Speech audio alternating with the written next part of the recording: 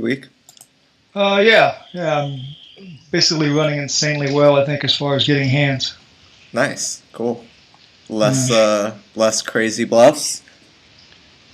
Live, I don't. I mean, I have done a few, but it's amazing how much more tempered it is live compared to online. For all the reasons, it seems that people guess why they do it online. You don't have to stare people in the face. You don't have to live with the shame, supposed shame afterwards. All Right, that stuff. for sure. Cool. Right. And have you played online in the past week? Maybe a couple hundred hands. Okay. Have you been able to implement what we talked about? Or not, yes. Yes, to not implement the spazzy bluffing, yes. Yeah. All right. Great. Cool. Yeah, and I went through since I had a few extra. Well, I mean, a couple hundred hands, maybe a couple thousand hands. But since I had a few extra hands, I wound up with a few extra situations, and it wound up being like 210 spots that I looked at Nice. and tried to find better just on the turn when I raised, and I just flipped right to the turn on the filter and looked at it and saw. I'm amazed at. First of all, I'm amazed at how many people fold still. Right. Which I think is almost like a self-perpetuating fallacy kind of thing, where if enough people fold, you get this kind of confirmation bias that it's working when it really isn't. Right.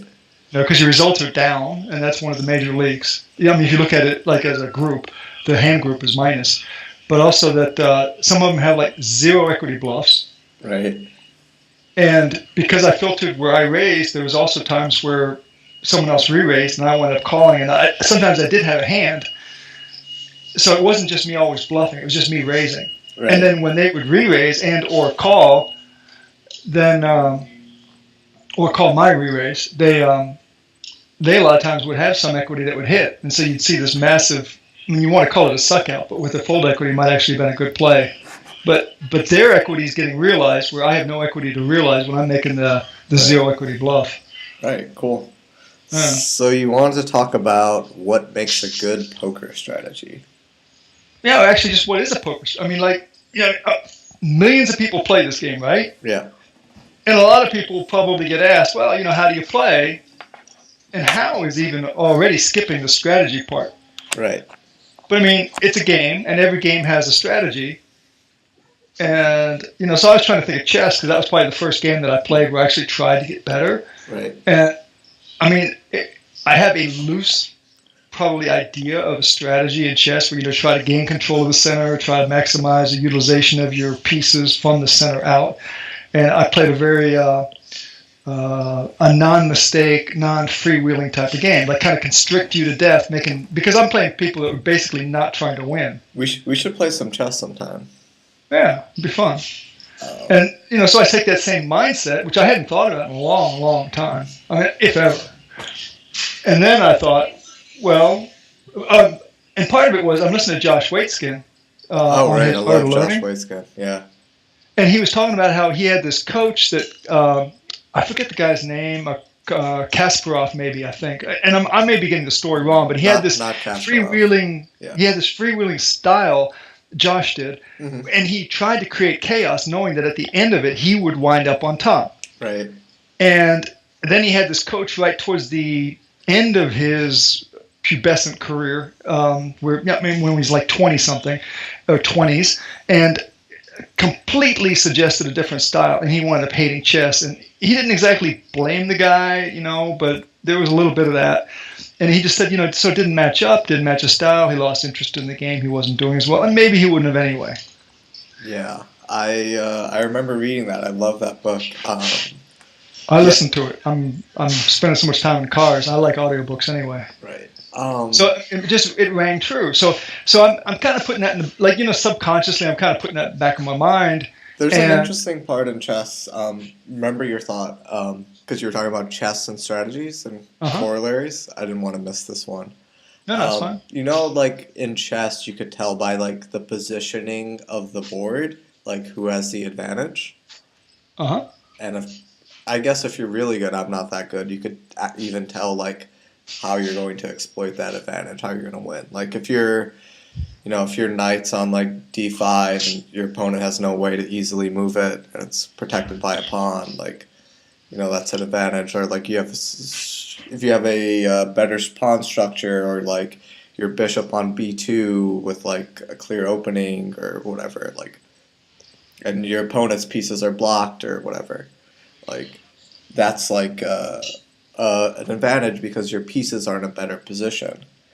And the same thing exists with poker when your range, well, not exactly your range, but understanding when you're in a better position, when you're doing better positionally than your opponent, and knowing when to attack or withdraw is really valuable.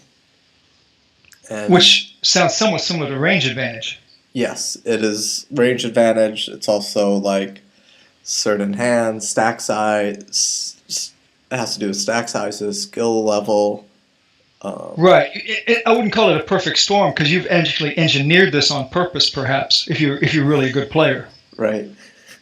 So yeah, I mean that makes. I think, especially in tournaments, I think that's true. Like you can 3-bet, and you know that the stack sizes are such where the guy's faced with one of these, he just has so few hands that he can actually 4-bet with, and he can't really call. Yes. And exactly. It also has a translation to cash that way too. Exactly. Yep. Yeah. There's like the 40 big blind stack size. I think is a really interesting one because it's too many. Like if you 3-bet someone and you both started with 40 bigs, it's too many chips to 4-bet jam for a lot of people. A lot of people don't want to jam 40 big blinds. It's not like a lot of chips to call. It's not like really few chips to call, which is actually an advantage too. So it's like in that weird middle spot. And it's not enough chips to 4-bet fold either. Too many chips to jam, too few chips to 4-bet fold. Because like, right. say you're playing 100, 200, you go 500, I go 15 or 1200. You can't really put in 3,000, 4,000 and fold. It's like half your stack if you have 40 bigs. Yeah, I would totally agree with that idea. I think the cool part of that, I mean, there's a lot of cool parts about it, but I think one of the cool parts about it is that you can engineer this through bet sizing. Mm-hmm. And the really good players are thinking that from the get-go, and other people kind of fall into that situation inadvertently, and then afterwards bemoan their luck.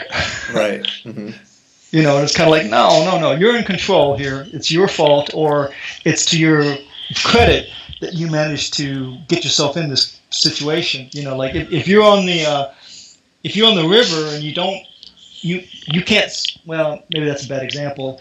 Say on the flop where you put a guy and he can shove with the draw, and he's got enough chips to make you sweat it, and he's actually got decent equity no matter what. I mean, that's probably too simple of an example, but I think I know what I'm alluding to. Right, like there's a lot of spots where like your opponent can have a lot of draws, and if you bet, he's going to jam, and you'll be in like a really difficult spot. Right, and the fact that he is short actually has an advantage to him. Yeah, there's sometimes like being short out of position is like a pretty big advantage. So now that would be an idea of a tactic, right, mm-hmm. that you could use as a short stack strategy. Correct. And the way people do that is like in the big blind, they defend really wide ranges with short stacks because they're like getting these great odds and they're so short. Like that post flop's just easy, they flop some equity and they go all in. There's no outplaying them or anything. That's funny because I saw that yesterday a lot. The guy was down to basically $80, and he would call. There'd be like a raise and 2 limps or 2 overcalls, 2 flats, and so it's like 3 or 4 way to the flop, mm-hmm. and then he would just shove. And the scarier like if it's 8-8-3, it's difficult to call that, especially if you have people behind you as the pre-flop raiser. Yeah, it's like you were talking about realizing equity. Like that's a big part of the game. Like strategies are based on 1, realizing equity, and 2, making people fold their equity. So I'm I'm gonna make a contradiction. Although you're the coach, so I'm not saying I'm right, but I'm gonna play the devil's advocate. Say, so back to Josh Waitzkin, where he was basically creating havoc and coming out on top because he could think on the fly better than these guys could, in his estimation, and it had somewhat proven itself out so far in his career. Right. So I get on Redshift and I'm reading a lot, and I started with Redshift because I really liked Ed Miller's ideas. And I read his 1% book, and it kind of rang true. You have to have your frequencies in line. You're going to get exploited if you don't keep your frequencies in check. You can exploit other people by making their frequencies out of whack or noticing where the frequencies are out of whack and all that. So it's also a very comfortable way of thinking about poker for me. I'm the nit guy who's trying to introduce aggression, although it's hard to tell from my online bluffs. Very difficult to tell from my online bluffs. But if you saw me live, you would see that I'm playing basically a lot less hands than people. And so I meet Ed Miller. I'm buying his book. I meet him at the Starbucks. He says, I was asking him basically for how do you play, and I said I play 1-3, and I said I'm looking to play 2-5, and he says, well, the whole idea about 2-5 is just learn to bet fold. And there was another guy met Ed at the same Starbucks for the same deal. He's going to pick up his book just after it'd been printed. So we're both sitting there, and I go, okay, so and he says I got this great book coming out, and back then it was Poker something, but it wasn't the course, but it was the same book. It just had a different name on it, And I said, so basically I can save myself $70 and not buy the book. It's just this one little sentence, just learn to bet fold. And he just kind of laughs. Right. But, so I'm talking to Ed. It all rings true. I come home and I'm going to try to introduce this and I'm going to try to introduce that. And I'm going to try to up my aggression. I'm going to try to take advantage of their mistakes. And at the same time, G-Torb and Pio and all those things are coming out. And so there's an opposite side of it now that says, hey, be a little balanced. Don't worry about the other people. Take care of your own mistakes. And all the profits will take care of themselves. And it's a style that you can bring up through the stakes. And it doesn't require any empathy, which already we've established I have zero empathy. Right. So I don't have to be clued into what their style is and what their aggression. I don't have to make adjustments. I just play a good game. So that sort of appeals to me too.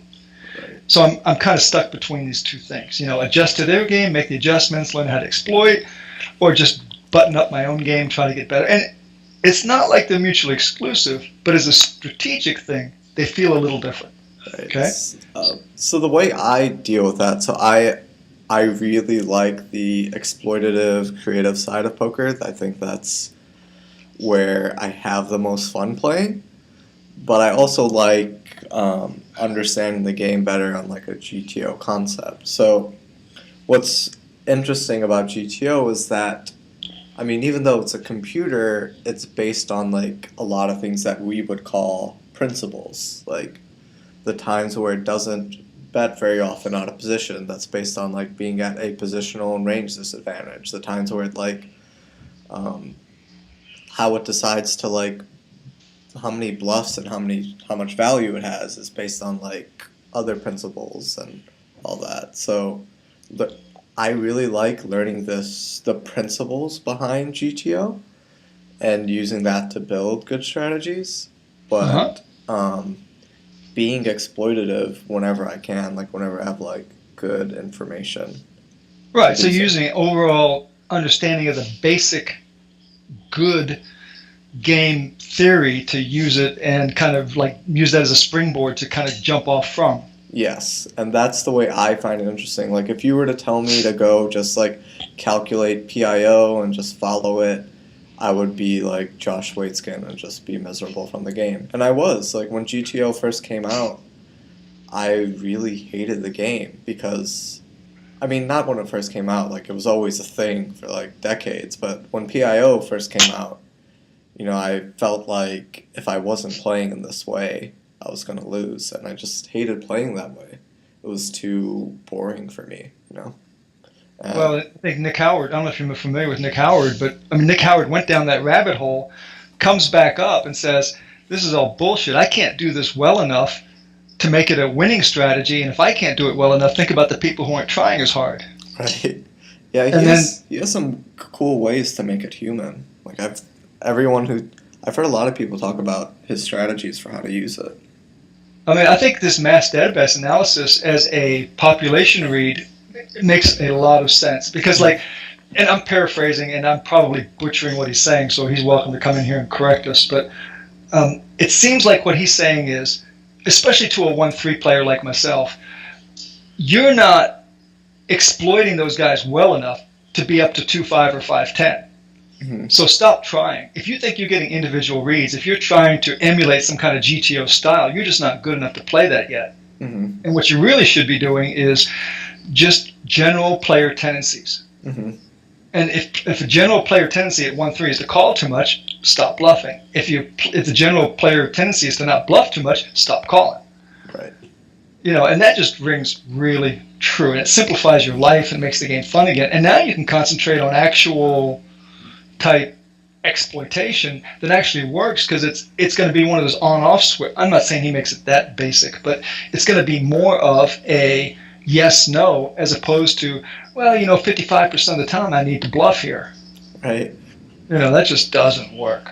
Right. So that appeals to me. But back to Red Chip, I'm coming to Red Chip for Ed Miller. Well, Ed Miller disappears from Red Chip. I mean, he's missing in action. Mm-hmm. And Soto turns out to be one of the co-owners. And Soto is a mentee/disciple of Berkey. Mm-hmm. And so Matt Berkey's on there every once in a while, and more lately because he's got the Solve for Why Academy thing going. Mm-hmm. And they're promoting this alternative strategy. And I think they're the first people I've really seen that even talk about a strategy. I mean, everybody that I've ever seen has basically been tactics, tools, tricks, tips. Right. And then Soto comes along, and I'm assuming that he's using words that Berkey used, but he said that in one of the posts was basically the difference between you and me is you're practicing equity realization and I'm practicing equity capitalization. And he was basically, I think, asserting that was the Miller versus Soto divide. Now, I don't necessarily think he said Miller, but it seems like everybody on that site is a proponent of Miller, and Soto's kind of like the oddball out for a long, long time and becoming more of an accepted wisdom kind of guy. Right. And it just sort of makes sense to me. Not that I could ever do it, but then there's also that, have you ever read the book Fooled by Randomness? Yes, it's a cool book. So who knows whether Matt Berkey is the Fooled by Randomness outlier or whether he actually knows what he's talking about. Right. And I'm willing to give him credit for being the guy that he knows what he's talking about.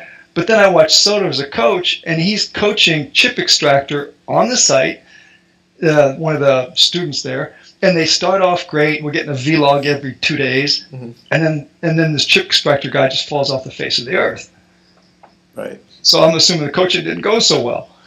Right. And later on, we find out that this was actually the second time Soto tried to teach Chip Extractor how to play this style. So if it's not a transferable style except in some rare occurrence, and he has had some successes also. I don't want to make it seem like he can't. There's all these people that we don't even know about. I'm just talking about the ones that we're publicly aware of. There's a guy named Fausto. So, I mean, there's some proponents that say, hey, I went to that academy. It's working great. I love it. Right.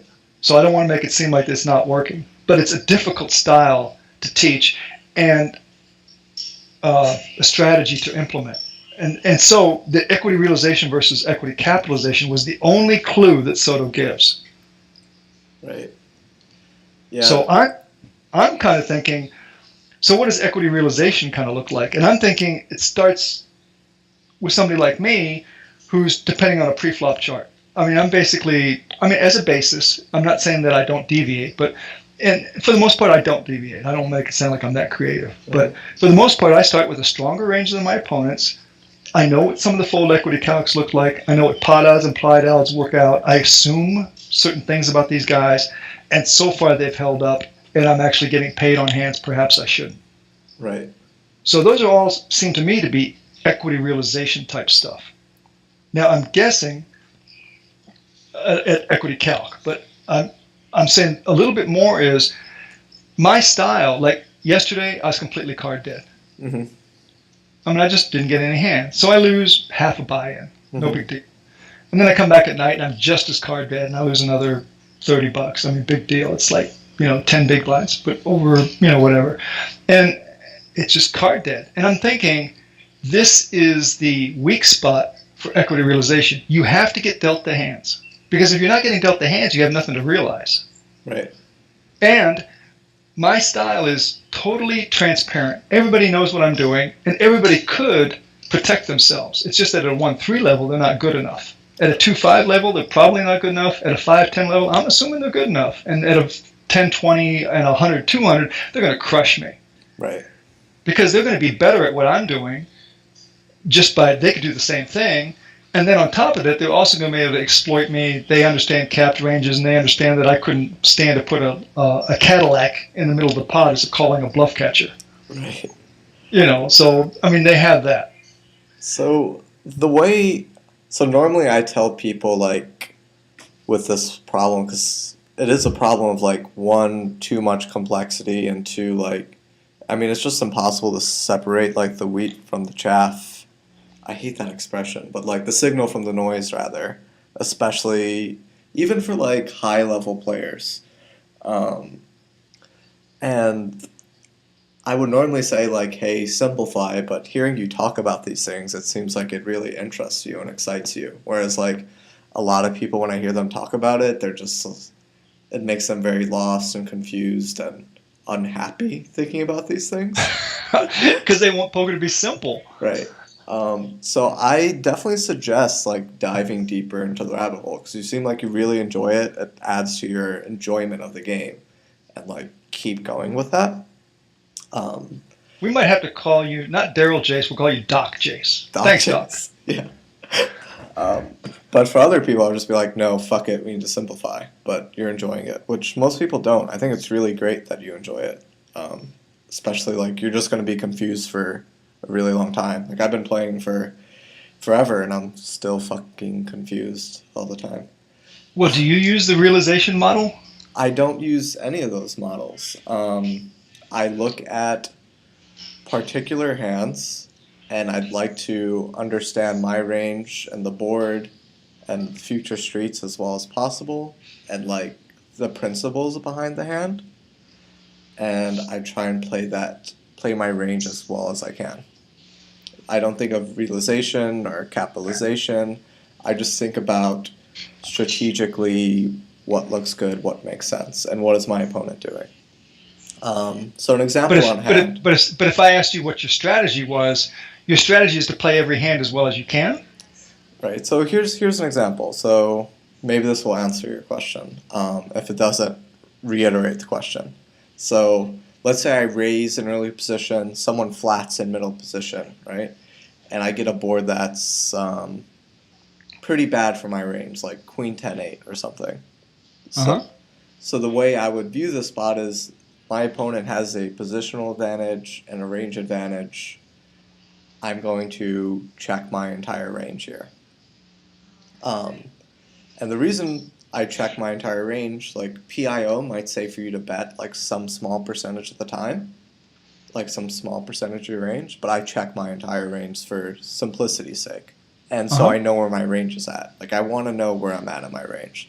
Like, that's really important. Like, with the bluffing stuff work we did yesterday, like, or last week rather, like, knowing where your range is really important for lots of decisions. So I like to know where my range is at. I like to know where my range is at when I'm 3-betting, when I'm calling, when I'm flatting a 3-bet, blah, blah, blah. And the more complex I make my strategy, the more difficult that becomes. So, for example, if I had an overbet strategy for that spot, and then a regular bet size strategy, and then a checking strategy, and then a check call strategy, and a check raise strategy, and I mixed up the frequencies with which I did every single one of those hands, like, let's say I check raise Jack 9 half the time, and then let out for half pot half the time, then a quarter of the time, and then overbet a quarter of the time. Like, that's super hard to keep track in my head, So you're sounding a little bit like not that you're a devotee of Nick Howard, but you're sort of agreeing that even if it was slightly EV, a simpler strategy is going to capture 100% of that strategy's value, as opposed to trying to implement a more complicated strategy, which is going to lose something if you don't do it exactly correctly. Exactly. Yep. Okay. And the other thing, though, is the other wrinkle, which is important, is if my opponent is not going to bet if I check, I will adjust my strategy and I will start betting. Okay. One thing about looking at the solvers, it seems like a lot of times when you're out of position, you're checking. Mm-hmm. But if you cancel their ability to raise you or check raise you, then obviously if you're in position, if it's check raise, but if on the flop, if they're not willing to raise you at appropriate frequency, betting becomes a lot more standard. That's interesting. Advisable, not standard, a lot more advisable. In other words, if you don't have to sweat a raise on the flop, betting has a far greater EV than it would be if you have to sweat the raise. That makes a lot of sense, actually. Yeah. And I can tell you in a 1-3 game, very few people raise the flop.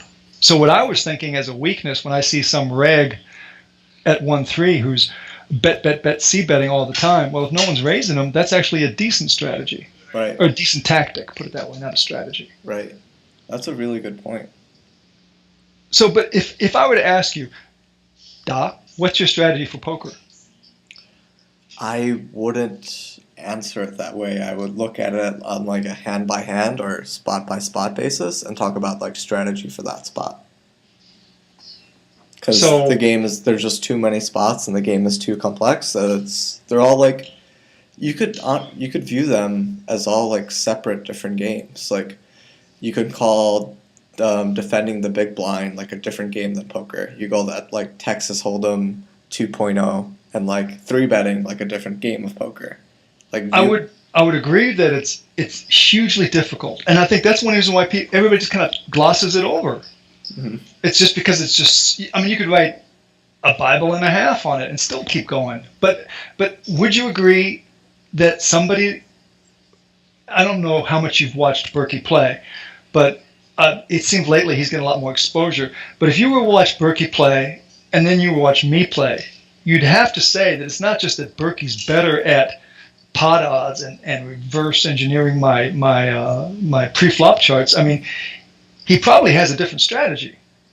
Yes, and developing good strategies for spots is like, so trying to create like an overall strategy, I believe is the wrong way to look at learning anything. I believe the way to develop good strategies is develop an understanding of how the game works.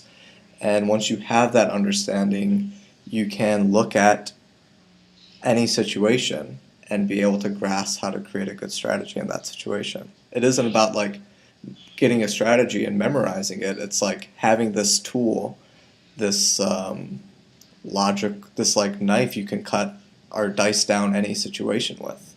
And right. No, don't get me wrong. I'm not saying that I should memorize 1,700 different flop textures and use Pyre to try to, even with a simplified version of that strategy, try to memorize that down.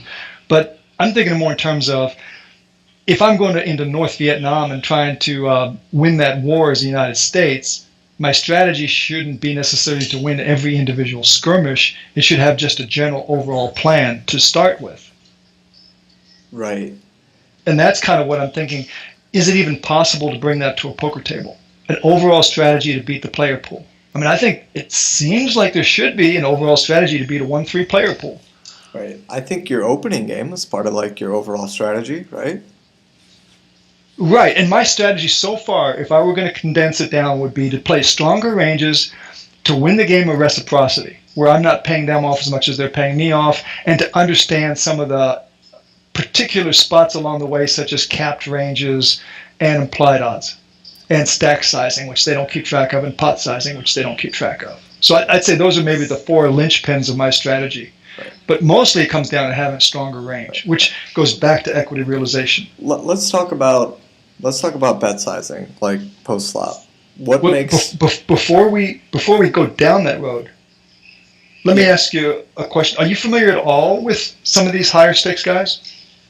What do you mean familiar? I mean, have you seen them play a little bit? Have you heard some of their podcasts? I haven't listened to their podcasts, but I've played against them, yeah. Okay, because Berkey and I think it's Andrew Brokus and maybe it's Soto did a couple of YouTube videos on Berkey playing against Bill Perkins, Berkey playing against Jennifer Tilly in a particular spot. Okay, and along the way, Berkey mentions a couple of things about his strategy, or at least he seemed to mention strategy. And it seems like if I was going to infer what he was saying was that his version of equity capitalization seems to not depend on a pre-flop advantage.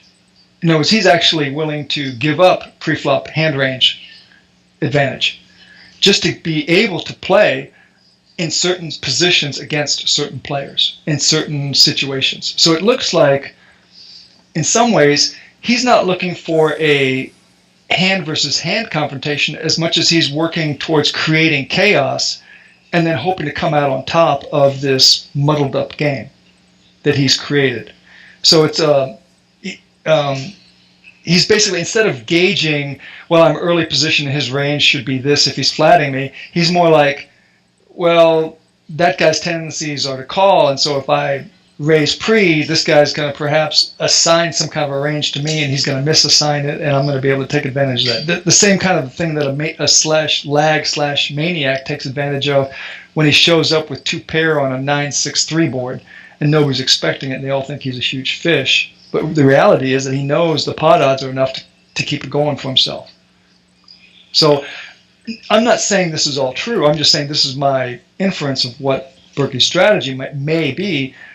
And so I'm trying to think, well, what are the advantages of that? I mean, I know it's more difficult, and I have no touchy-feely stuff towards implementing that, but at least I have a sense of what he might be doing. And so what I thought was, so I'm card dead yesterday. But would my cards really matter if I'm doing equity capitalization, which doesn't rely on showdown? In other words, if you don't have to worry about showdown, it doesn't matter what cards you have. Now you're just playing the situation. Is that true? Like, let's say I call a 3-bet, and I'm just trying to rely on equity capitalization, right? So I open, someone 3-bets me, I'm deciding the call. I want to play equity capitalization strategy. Okay, so you're taking the Berkey side. I'm the nit, and I'm 3-betting, and you're calling. Yeah. Does it matter if I have 7 deuce off versus 6-5 suited?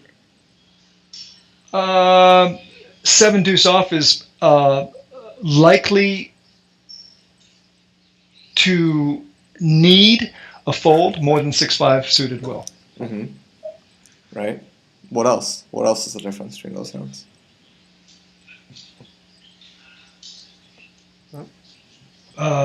Think about the bluff work we did last week.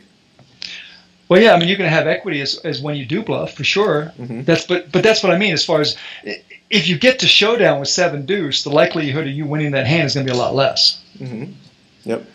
So the trick is, if you're going to play 7 deuce, you have to understand, and you have to understand it well enough that in the long term it's going to work for you, that you won't be able to take it to showdown.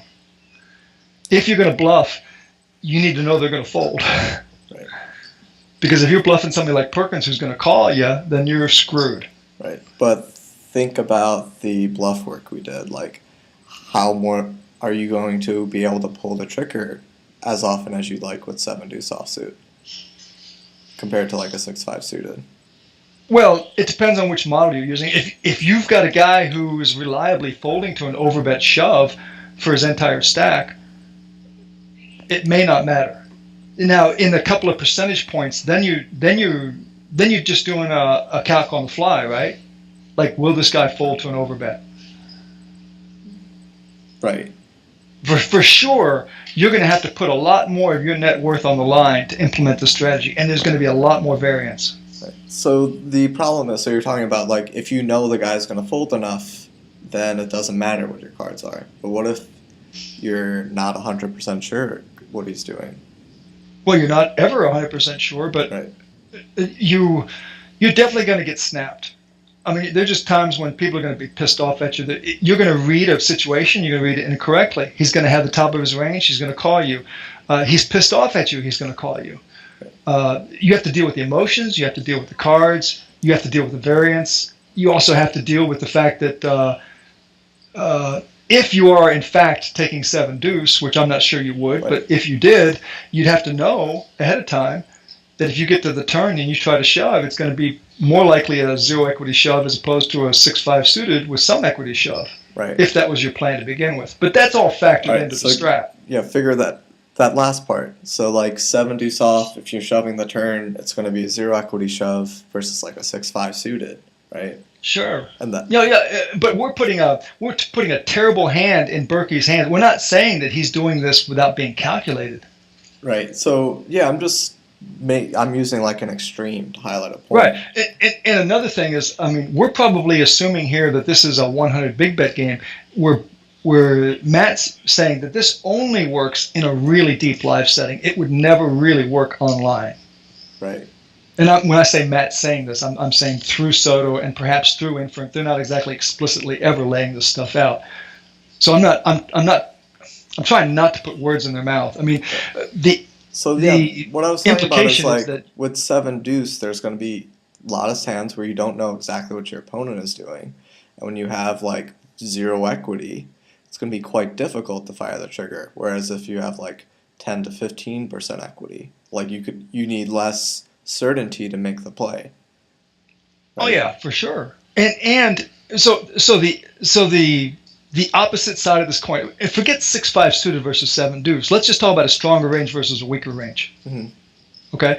If you use a stronger range, well, okay, so let's say that it's not either or. If you're going to use the EC calc versus the EC realization type stuff, it doesn't have to be like an on-off switch. I mean, certainly there's all sorts of grades in between. Right? I don't know what equity capitalization really means. It's the first time I've heard that word, actually. Well, Soto used it. I'm going to say that that he's banking. This is just again me inferring it. I'm saying that he's banking on fold equity more than he's banking on the showdown value of the hand. And my style is actually more geared toward, although I wouldn't have thought about it until I actually had this, I wouldn't call it an aha moment because I'm not even sure I'm right, but I would say that my style is based more on being able to see the river comfortably. And if I don't, it's okay. I can get some value bets in and maybe they fold. So the dichotomy between like bluffing and realizing equity, trying to get to showdown. So I don't really believe in many dichotomies. Like if you look around the world, there's like a dichotomy for like everything. Like there's like the work-life balance dichotomy, there's spend versus save dichotomy, and there's like all these dichotomies, like millions of them. But I feel like there needs to be like a harmony between the two. It's not about choosing between either. It's like you don't like choose between either and try and make that choice. It's like finding like the harmony between the two, like knowing what hands you need to go for realization with and what hands you need to go for like leveraging your equity to get people to fold. Well, I mean, certainly if you decide on I'm going to get them to fold strategy, you don't need to do that with aces. Right. I mean, you get to deviate from that strat for certain situations. You always have that flexibility. Everyone needs I'm going to get you to fold strategy. Well, they should certainly have a little bit of that in there, right? Yeah, everyone needs it. Like there's no good strategy that doesn't exist with that, and there's no good strategy that doesn't like have good ways to like achieve like realization. Like if you're bluffing with hands constantly that have good ways to like just realize showdown value and check down and show down, then that's a big mistake. If you're calling with hands pre-flop that don't have good equity, like the 6-5 versus 7 deuce off example, you're gonna get destroyed. Don't get me wrong. I'm not.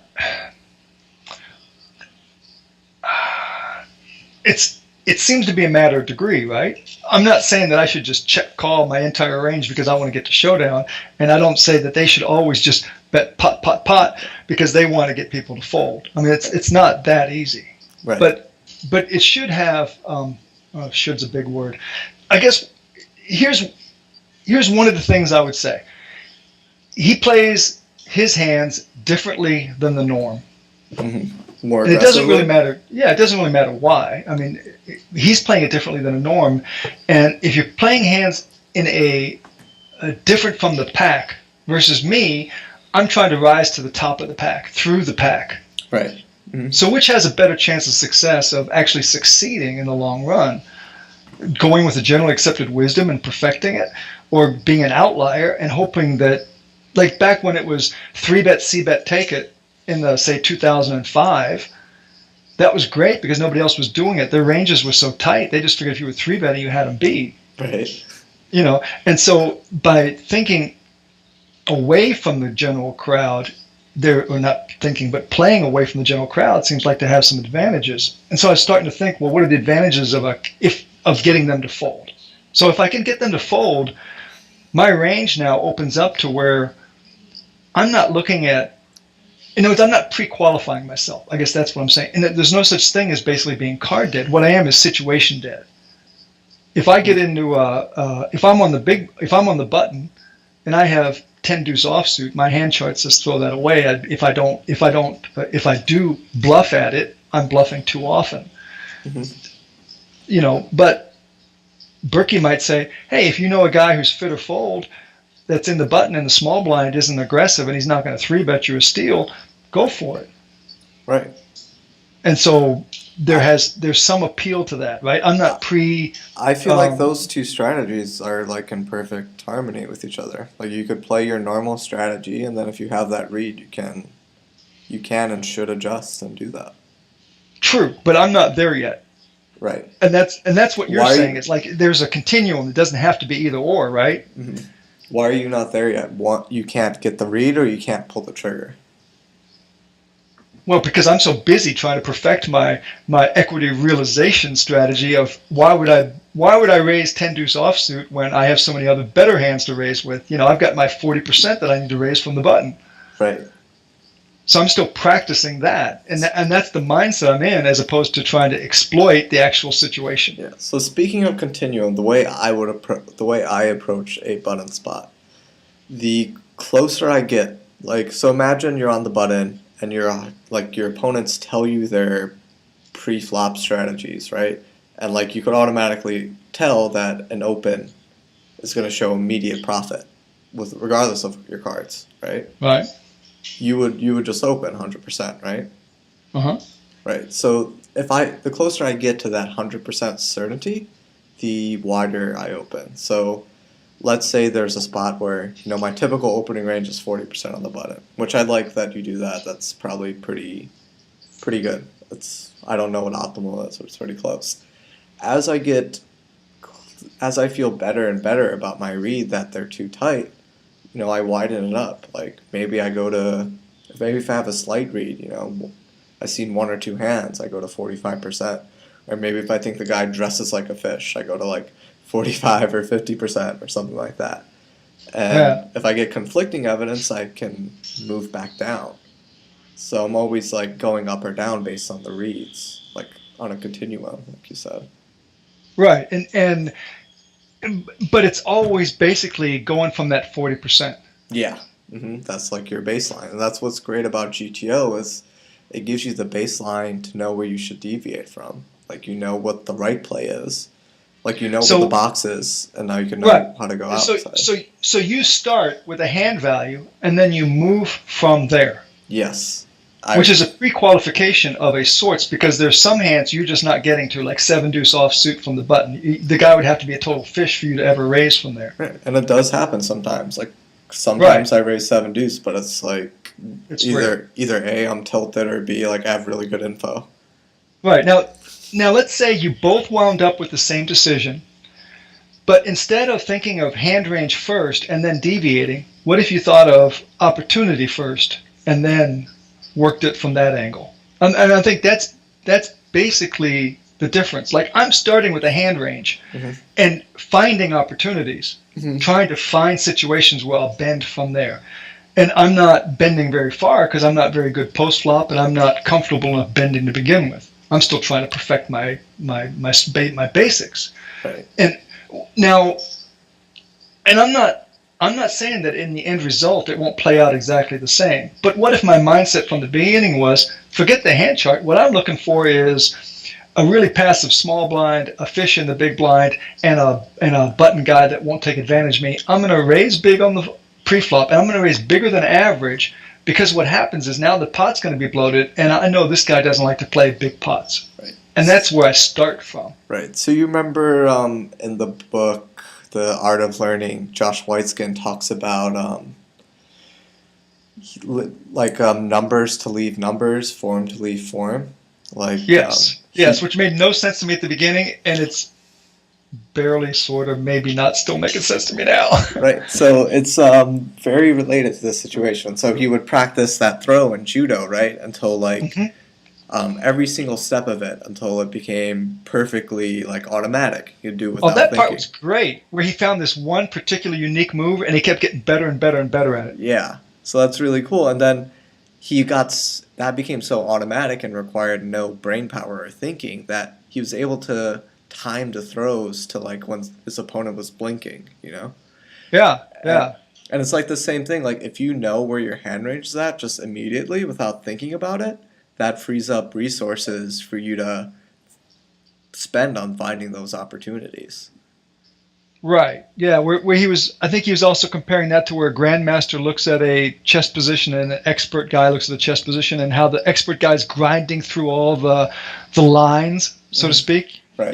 Versus the grandmaster's looking for weaknesses and strengths and overall, just general type tactics that are, or general weaknesses and strengths that you could take advantage of. Right. So what's cool is I don't teach a lot of players GTO because high level, someone who's really high level like Berkey, when he gets to a flop, he doesn't have to think about who has the range advantage, what type of hands he should probably bet, what his opponent's range looks like, what turns and rivers would be good to barrel. That's all half a second, not even, just immediately in there, and he could spend time on everything else. So building that fundamental base of understanding where a good starting point is from, and then going from there is pretty cool. Yeah. I mean, and it's also appealing to me because it's the safe way. Mm-hmm. Right. Hey, I'm gonna spend my life getting good at the basics.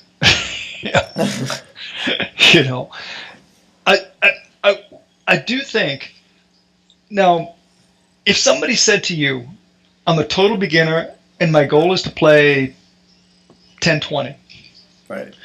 Would you teach him the same way as you would someone who says, "I'm trying to beat 1-3"? Well, they'd have to start with 1-3, so yeah. Yeah, but I mean, wouldn't you, is beating 1-3 really the goal? I mean, one guy wants to beat 10-20 and the other guy just wants to beat 1-3.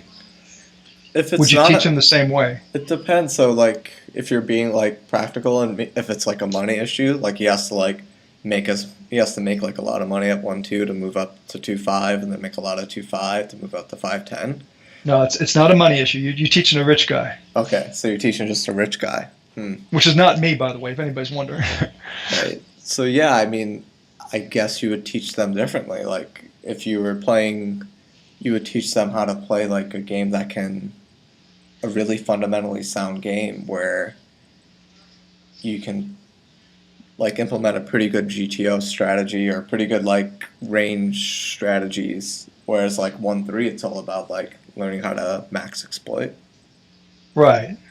In fact, I think in some ways, I'm not saying that a good player couldn't overcome this, but I think in some ways playing against a soft player pool perhaps builds bad habits.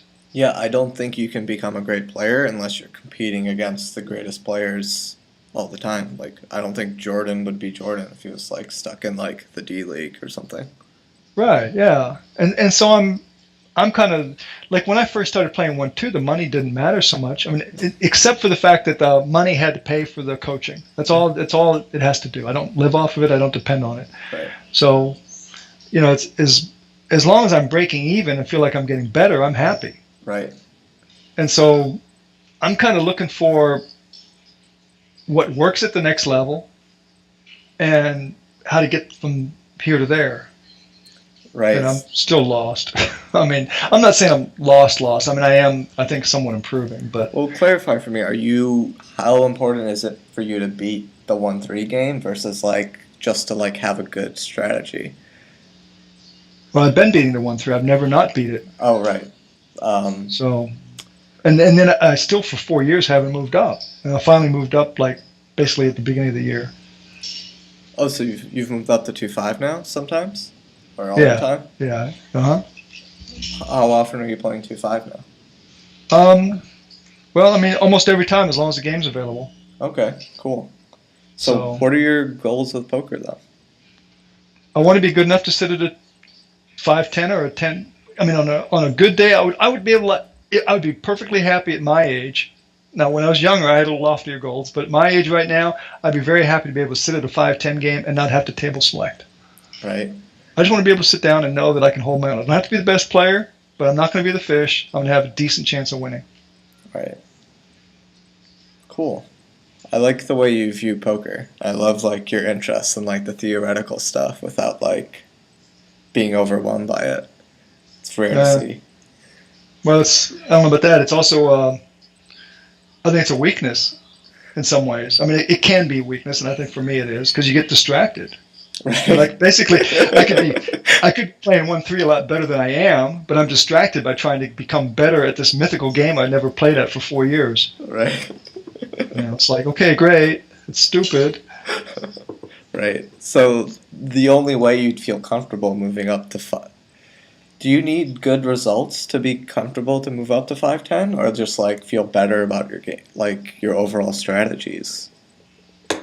Well, one advantage I have here and where I play is their 5-10 game hardly ever goes. Okay. Do So you call that advantage? well, so it's not like I have to sit there and tell myself that the reason I can't play 5-10 is because there is no 5-10 game to play. In reference to your question. But I don't have the bankroll to just sit at a 5-10 game and blow off 3-4 grand. My wife would have a fit. Right. So there's a little bit of that. Right. So Um, you gotta learn to make some money at the 1-3 2-5 grind. yeah. So, Are you beating 2-5? You're not beating 2-5, I remember, right? uh, well, I mean, it's a really small sample size. I got 65 hours in so far, and yeah, I'm beating it. Okay. I've got like more than 10 big bets per hour, which is totally because I'm running like the sun.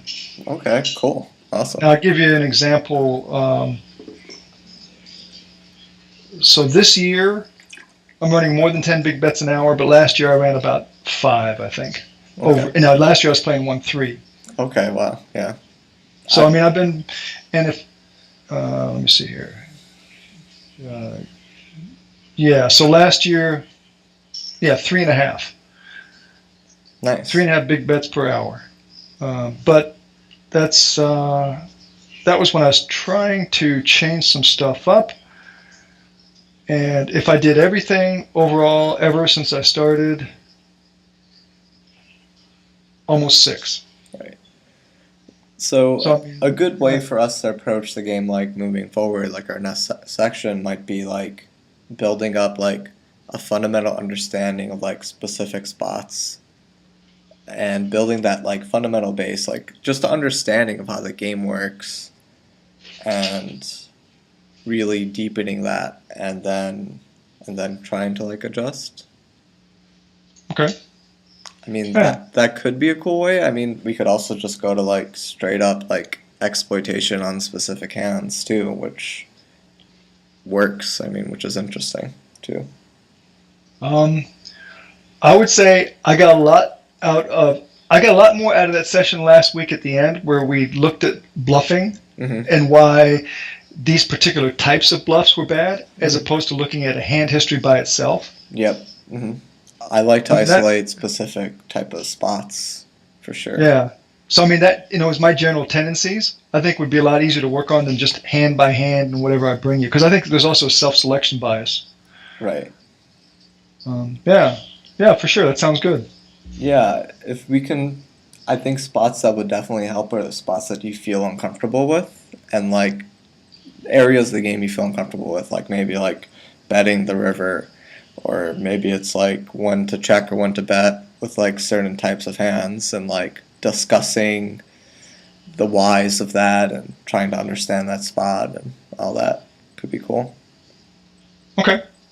Yeah, that sounds good. I'll try to think about what might be some good, and you can also maybe suggest some areas to look at first, or like I'll have my database up next time, and you can look at whatever my.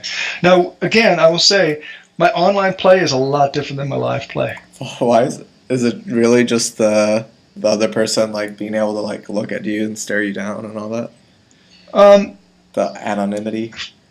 No, I think that that might be part of it. I don't know if it is or not, but I think part of it is that, well, first of all, I'm really old. Mm-hmm. I mean, in a live setting, the money is more versus online. It's like 2 cent, 5 cent. Right. Right. And so there's a certain cavalier attitude you could have. Right. You know, it's a lot easier to bluff off a stack at 2 cents, 5 cents than it is at 300. Right. And the other thing is, I think that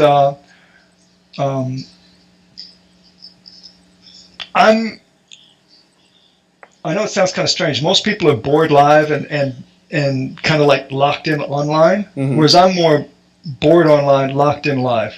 Right. And so I'm not likely to spew live almost ever. You should try and bluff the young guys live, though. You get a lot of folds.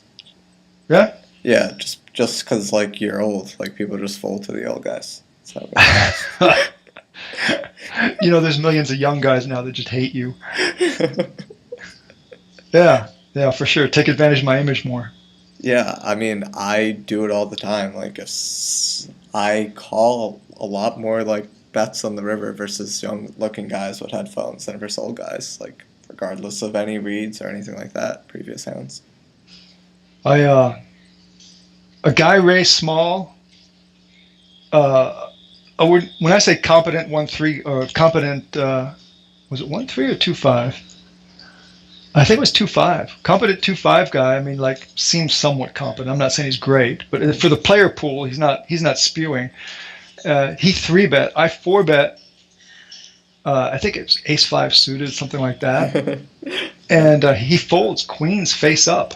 Yeah, that doesn't surprise me. And people were chiding him, and then other people going, good fold. Right. And of course, I was disappointed. Yeah, that's awesome. Nice to know that. Well, only because it works, right? I mean, otherwise it's spew. I just like it with that info. Like, not even knowing that he folds queens. It's like young guy 3-bets you, old guy 4-bets as a bluff. Always works. Yeah, and I mean, at least until it stops working. And you did it with a good hand too. You know, with the Ace-5 suited. It's nice. Right, and so let me ask you a quick general question, and then I'll let you go. But one thing is, so I'm using a suited ace as part of my bluff type airs for the raises and re-raises. Right. And so that's an advantage when it comes to blockers. Now, when the flop comes, having an ace in your hand, and if you're thinking about c-betting on a dry rag board, is somewhat of a disadvantage now, right? It's weird too, because like if you flop an ace, it's really fucking difficult. Right, it's a little dicey. You're not going to get paid, and perhaps there's some reverse odds. But the general sense is that a lot of people think, oh wow, I bluffed beforehand before the flop with ace X, and now I'm okay with a c-bet with ace X, when the reality is perhaps a c-bet with ace X on a dry board is actually a less of a good idea with that particular hand, because it makes it less likely that the guy called you with himself with ace X. So there are two ways I would look at this hand. So one is, so like when you're looking at like understanding, so the question is like, you know, if you're thinking about like 4-betting Ace-5 suited, like when does 4-betting Ace-5 suited go down in value as a 4-bet bluff is a good question. And the answer to that question, send the session, I'll just give you the answer. Normally I would have just like made you stew over it. But the answer to the question... Make you stew it, I don't mind. Right. So the answer to the question is like the more likely you are to get to post-flop, i.e. the more likely he is to just call, the less value your ace-5 suited has as a 4-bet bluff. Because, like, you just want your opponent to play, like, 5-bet or fold. That way, like, your post-flop playability is not an issue. Yes, and basically, I guess the way I was going to explain it was, it seems like, or the way I was going to ask about it was, it seems like ace X suited the ace in your hand works as a good blocker pre-flop, but then it works as a reverse blocker post-flop. Yeah, and it could work as a reverse blocker post-flop, pre-flop too, if your opponent 3-bets like an ace-x heavy bluff range, which some people do. Okay. Right, and so on the flop is interesting. You're talking about like when to bet on a dry board, but that all starts with our fundamental base. Like, if you want to like deepening our understanding of the game, fundamentally, like if our range is super dominant over our opponent, like it's a very easy bet because we just dominate them. You know, if our range is like queens plus there, and just like a small percentage of suited aces, then you know that's great. And our opponent's range is much weaker and doesn't include kings and aces, and doesn't includes like too many like suited broadways that miss the board. Like super easy c bet, you know. But if it was closer and if the ranges were closer and you are out of position, then it becomes more of a check. You know, that's where it all starts from, like range advantage, positional advantage. Okay. That's where every hand starts from. All right. Well, great. Thank you very much. I will try to figure out what we're going to do next time then. All right. We'll get more. And if you have any ideas, you can send them to me too. Yeah, we'll get more practical next session. We'll work on a few areas. All right. All right. Are you in a hurry? No. I got a question for you, just in general, but it's not necessarily so poker related as far as individualized. Yeah, sure, go. What do you think of Kate Hall? Not to put you on the spot or anything. Right. I'm not a big fan of SJWs, social justice warriors. I think they're like pretty terrible for society overall. Wow. So there's no reason to discuss this because I agree with you completely. Okay. Yeah. I think they have some good ideas, but I think they're just overall like really awful for society. Right. And part of what reminds me of her is I'm watching this Kate Hall Mike Dentale match. Yeah. Not watching it, but I'm watching it play out on Twitter. Right. I didn't watch any of it, luckily.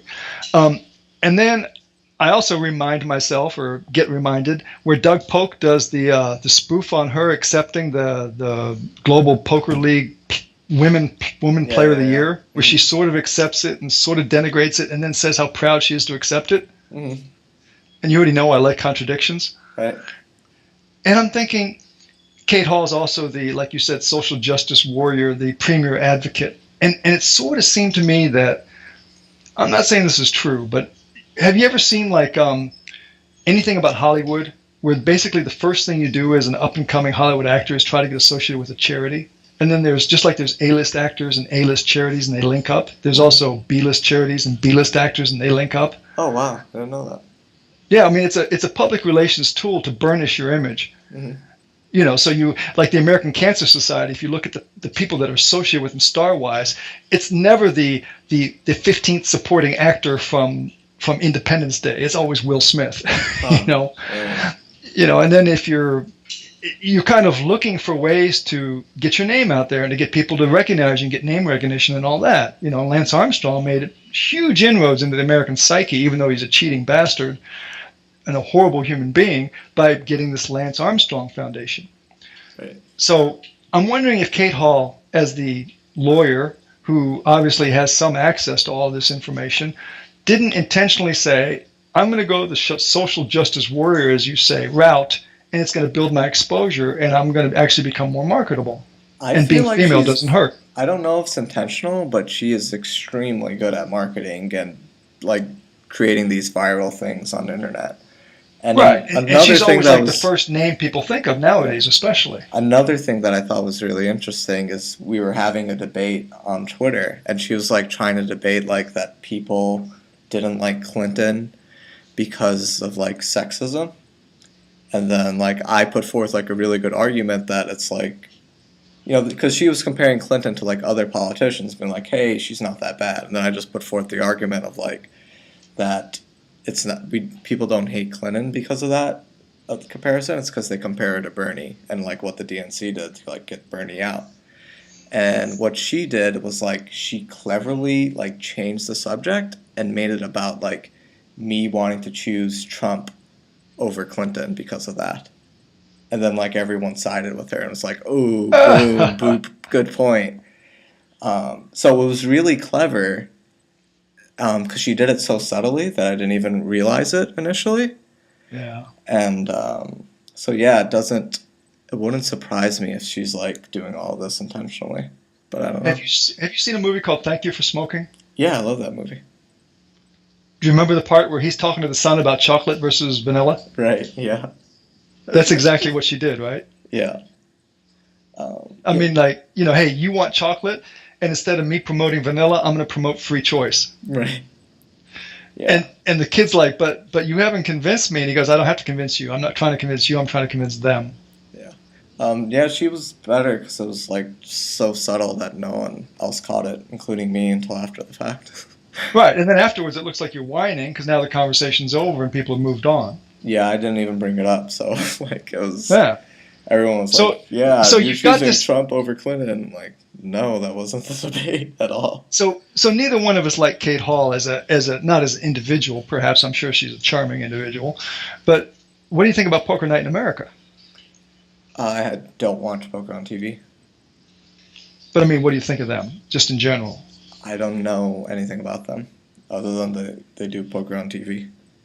Have you heard anything about the Moskowitz, Jocelyn Moskowitz, or whatever her name was? Oh, wasn't there some kind of scandal or something, and someone leaked out a story about... Yeah, Nolan Dalla supposedly motorboated this woman in front of the Poker Night in America crew, and then they strung her along trying to get her to not raise too much of an uproar, and they kind of promised her or didn't promise her to show up on the show, and then she finally goes public, and there was some money offers, and then she winds up asking for too much money. She gets discredited, and kind of not heard from again. Mm. All right. Part of the anti-Nolan Dalla backlash was that, so he's dismissed from the show. Now he's not with the WSOP either, which perhaps is or not related. But then there's also the part of it where I think I don't know the guy's exact name, but it might be Chris Hansen. He's Poker Night in America guy. He's supposedly telling Jocelyn, whatever her name is, that one reason why the show is so great is because there's no Jews involved.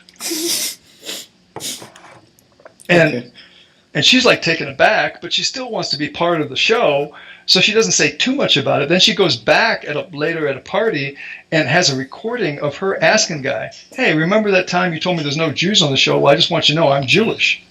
Right. I mean, with a name like Moskowitz, I guess it's really hard, or whatever her name was. It's hard to tell, right? Right.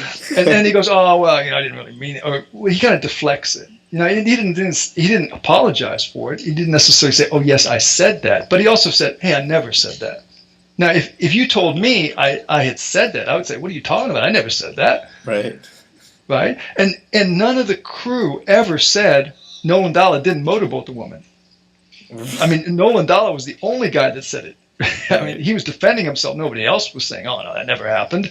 I mean, if somebody said Daryl Jace walked into a bar at the Rio and motorboated some woman, wouldn't there be like at least not hundreds, but at least tens of people that were your friends that said, "Hey, that never happened. What are you talking about? You're crazy." Motorboating seems overrated. I don't want to do it anyways.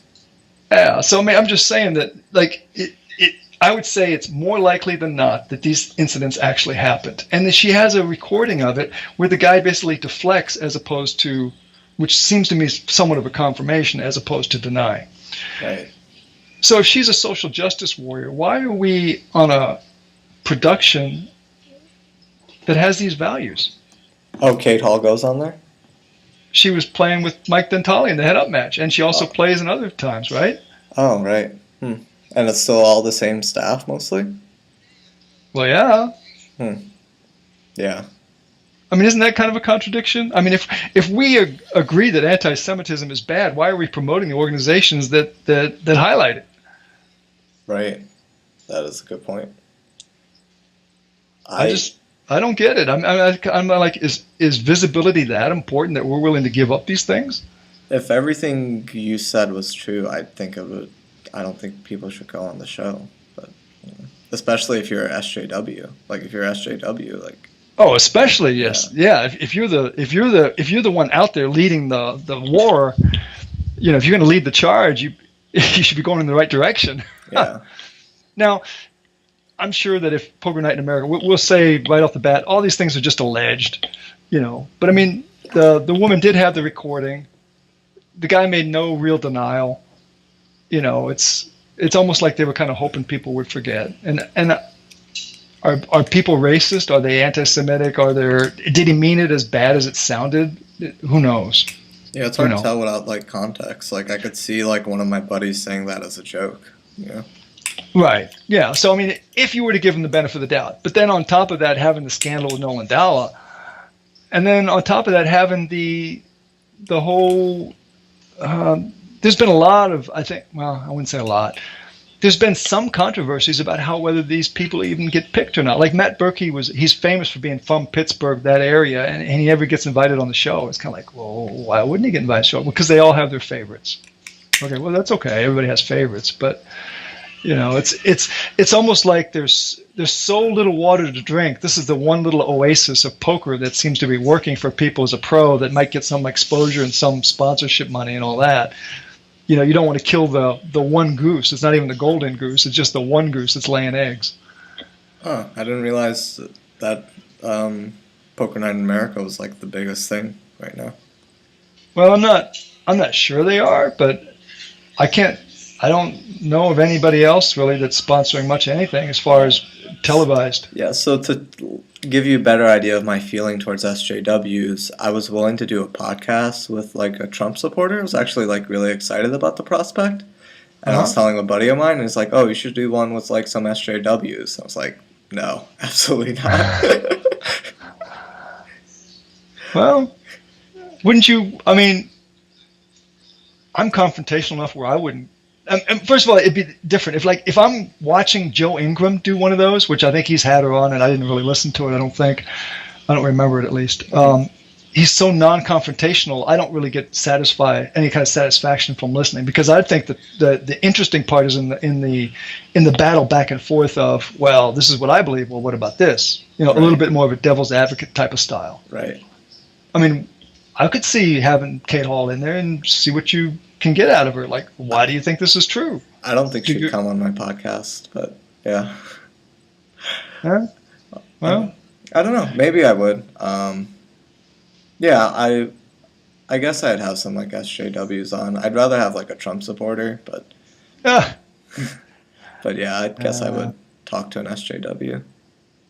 I take it back. That's big of you to talk to at least one person who's self-described SJW. I'm a great guy. I mean, in some ways, shouldn't we all be justice warriors? Right. Yeah. I mean, I struggle with that. I mean, I'm a middle-aged, well, not anymore. I'm a elderly old white guy, and I've heard plenty of racist comments. And like every once in a while, I'll say something, but for the most part, I let them down. I let them go.